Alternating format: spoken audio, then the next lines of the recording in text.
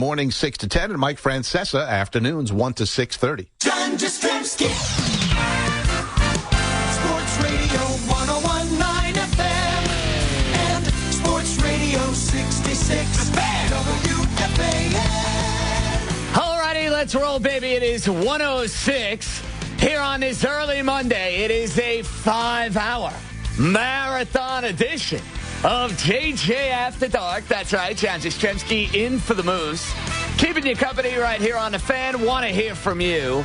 Two-way number to get in touch with the busy show, 877-337-6666. The Jedi Master, Russell Mathis, crossed away on the other side of the glass. The Maestro, Harris Allen, with the updates every 20 minutes. We are with you up until 6 o'clock. Boomer and Carton coming your way then. The Fan right here in New York City. I hope everybody had an outstanding weekend. Hope you had some nice sunshine, some nice times, all that good stuff. I did not. I'm not in good spirits. I'm going to get that right out of the way. Lost the playoff game early in the morning. So a 3-0 lead, go by the wayside. And then I got to come home, take a little nap, and watch the garbage out of Yankee Stadium. And let's be perfectly frank here. The Yankees had as bad a weekend as you could possibly have, and they picked the worst possible time to have a bad weekend because we stressed the importance of this series Friday, Saturday, and Sunday against the Toronto Blue Jays. With the way Toronto was coming into this series and the Yankees had an opportunity to continue to be in cruise control, they have flushed that opportunity right down the toilet with what happened over the weekend. As the Yankees go out there and get swept by the Blue Jays, they lose a heartbreaker on Friday. Girardi has a lousy game on Saturday. Poor decision leaving Nova in to face Justin Smoke with the bases loaded. And on Sunday, the Yankees decide yet again for the third straight time in this series, we're going to leave the lumber, we're going to leave the sticks at home. Tanaka did his job, and we talked about this during the overnight program Saturday and Sunday. I would have signed against this Blue Jay lineup for 6 innings of 2-run baseball by Masahiro Tanaka. Essentially, Tanaka made 2 mistakes. He made the mistake to Josh Donaldson in the first inning, and he made the mistake to Joey Bats. Both of those guys with outstanding series. And Donaldson is showing you why he is a legitimate MVP candidate. He is. With the way he can mash, with the way he can take the ball the opposite way over the fence for home runs. Guy's an absolute stud. And Bautista, we know for years, has been a premier player in Major League Baseball. But the Blue Jays had the knack for the clutch hit in this series. The Blue Jays had the knack for the big home run in this series. Bautista on Friday. Donaldson on Friday. Smoke on Saturday. Donaldson and Bautista on Sunday. The Yankee offense literally consisted of one Mark Teixeira home run on Friday. Aside from that, the Yankees go out there and get shut out in back-to-back games for the first time since 1999. 1999. Not exactly the recipe for beating a sizzling, red-hot Toronto Blue Jays team. And we can give credit to R.A. Dickey on Friday. I thought Dickey was outstanding. We can give credit to David Price, who finally went out there and shut down the New York Yankees after struggling mightily his last couple of appearances against the New York Yankees. But Marco Estrada on Sunday, I know Marco Estrada has pitched better for the Blue Jays, but are you kidding me? The Yankees couldn't muster up any offense against Marco Estrada. And you think about the Yankees, after they have that 9-run explosion on Tuesday night against the Red Sox, they put together 3 runs in 5 games, 1 run in 3 games. Not going to get it done against a team that is as hot as any club in all of Major League Baseball. And the Blue Jays showed you, for any of you skeptics, for any of you naysayers out there, I don't believe in the Blue Jays. Wake me up when the Blue Jays come into Yankee Stadium and actually win a meaningful series. Well, you can stick it where the sun don't shine if that was your theory going into the weekend. Friday, Saturday, Sunday, the Blue Jays showed you how legitimate they are as a baseball club. And even though the Yankees still have a lead here in this division, and I'm not going to necessarily throw the Yankees down the river quite yet. They still lead the Blue Jays by a game and a half. They still have a 3-game lead in the loss column. Watching the two teams this weekend, you got the feel that the Yankees were the ones chasing the Blue Jays and not the other way around.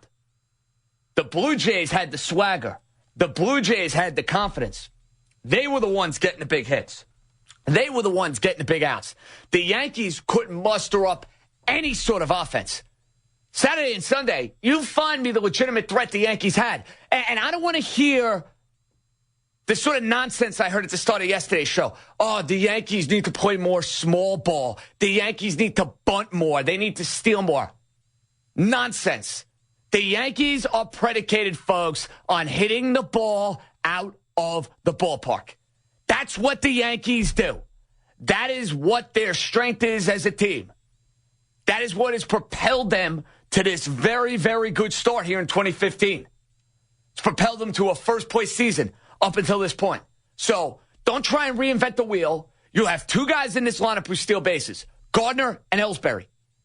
And if you haven't noticed, neither one of them has done a good job as far as getting on base. You can't steal first base.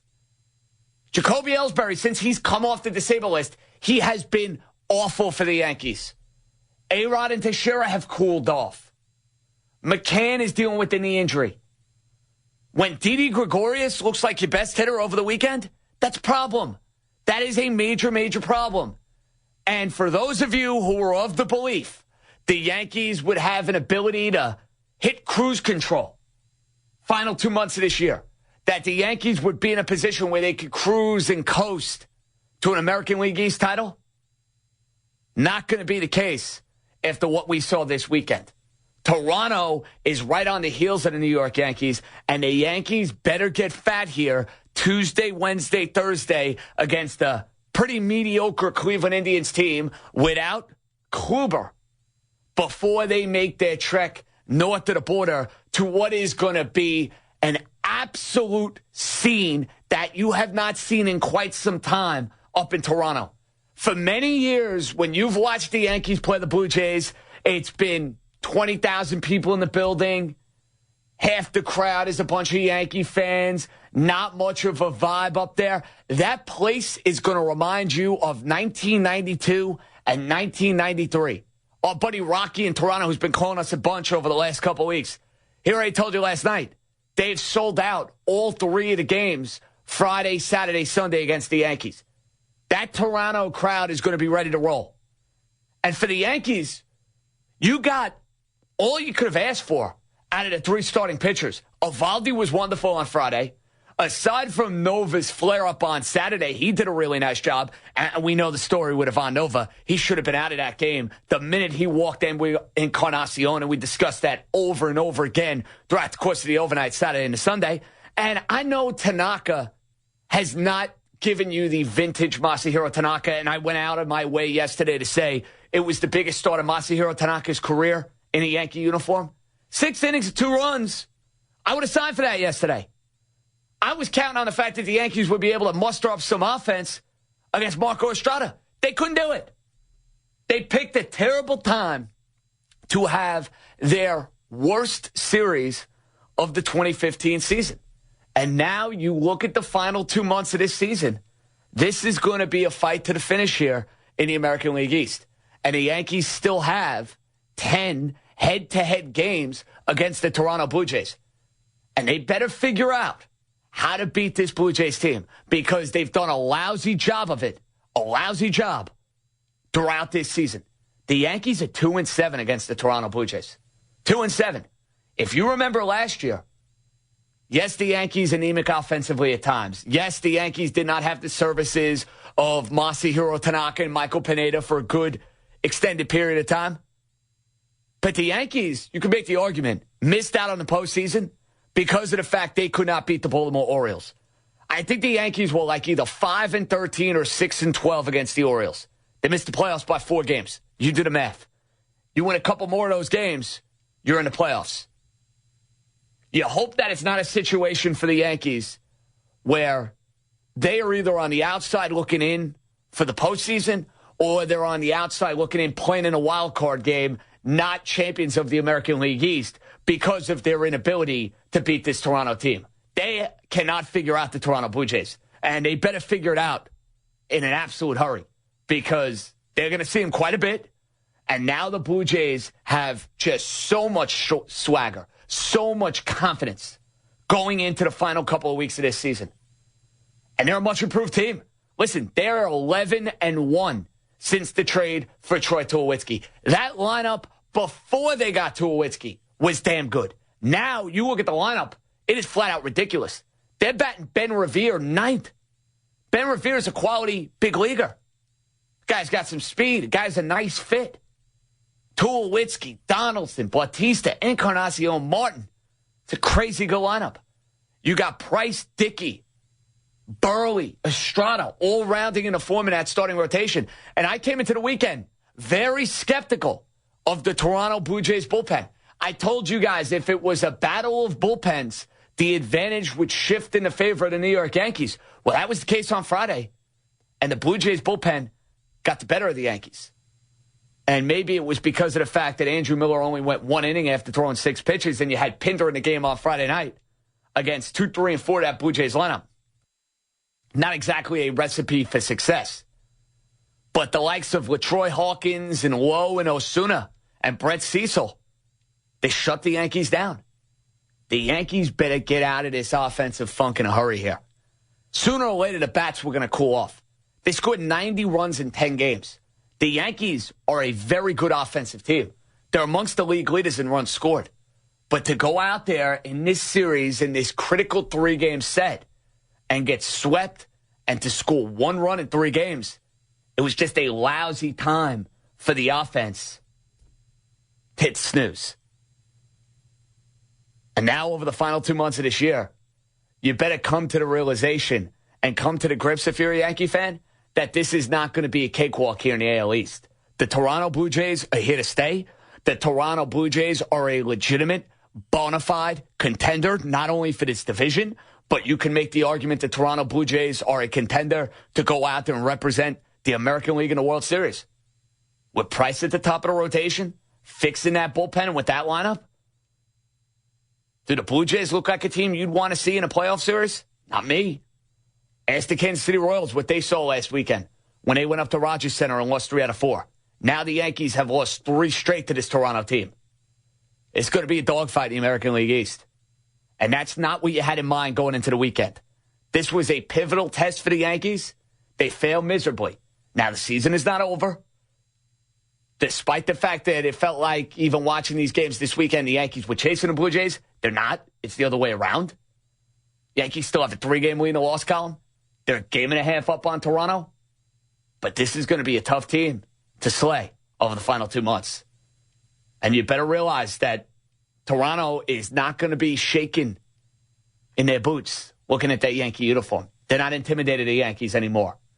The narrative that Toronto cannot beat the Yankees in a big spot can go out the window after what you saw Friday, Saturday, Sunday. Yankees shut out in back-to-back games. They get swept by the Toronto Blue Jays, and now they are facing a crisis here in this 2015 season. A sizzling Blue Jays team and a Yankee team in a bit of free fall. They better snap out of it in a hurry before they head up to Toronto. And they better look like a much different team in Toronto next weekend than what we saw here this weekend. 1:20, we get this Monday edition of JJ After Dark rolling right here on the Fan. Want to hear from you, 877-337-6666. The Yankees fail miserably in this test here against the Toronto Blue Jays. They are swept 3 straight, and it will be a dogfight in the American League East here moving forward. Get it rolling with some Yankee calls. We will get to the Mets. We will get to the passing of the great Frank Gifford. Get to some football as well. Update time. Without further ado, here is the Maestro.